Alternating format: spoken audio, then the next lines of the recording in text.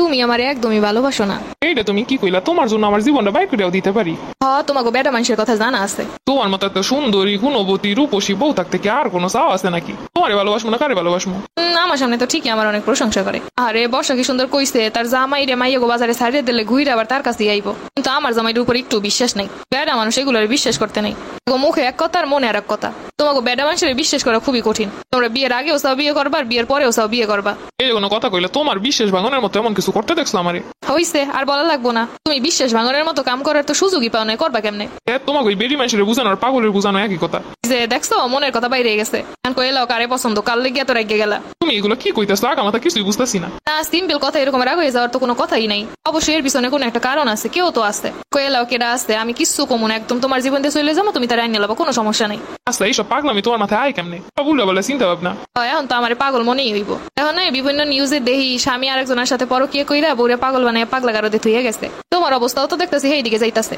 পাগল বানানো লাগবো না আমারে, তুমি আমারে কইয়া দাও যে কেউ আছে, আমি আর তোমার জীবনে ডিস্টার্ব হয়ে দাঁড়াবো না। আচ্ছা হুনো, তুমি মাথাটা ঠান্ডা করো। ওই যে কইছি না কেউ তো আসছে, নাইলে এত সুন্দরভাবে বুঝে কয় কেউ? যেই কইছি সুন্দরভাবে আমার কম কিছু কমনে সেই তুমি নরম হয়ে গেছো। দূর মাতারি, তোমার লাগে কোনো কথাই নেই। মাতারি কেটে এখন তো আমার মাতারি লাগবো। এখন তার মাইয়া নাই, জুয়ান নেই। আচ্ছা তুমি কি করলে তুমি বুঝবা আমার সন্দেহ করবা না? এখন আবার প্রমাণ দিয়ে দেখাবা যে তুমি অনেক সাধু তুলসী পাতা, তুমি কিছু জানোই না, বোঝোই না। আল্লাহ, এই বিচার আমি কার কাছে দিব? ভালো মানুষটার লাগে কেমন করতেছে হুদাই। আচ্ছা হুনো, তুমি থাও, তোমার এইসব চিন্তা ভাবনা নিয়ে আমার কাম আছে, আমি যাইতে হইব। আমি তো জানি এখন অনেক কাম থাকবো, কত কি থাকবো।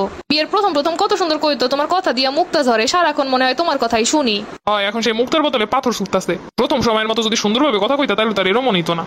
প্রথম তো আন্নেও খুব ভালো আছিলেন। তখন বিছান দিয়া মাটিতে পাও দিল, আহারে ব্যথা পাবা।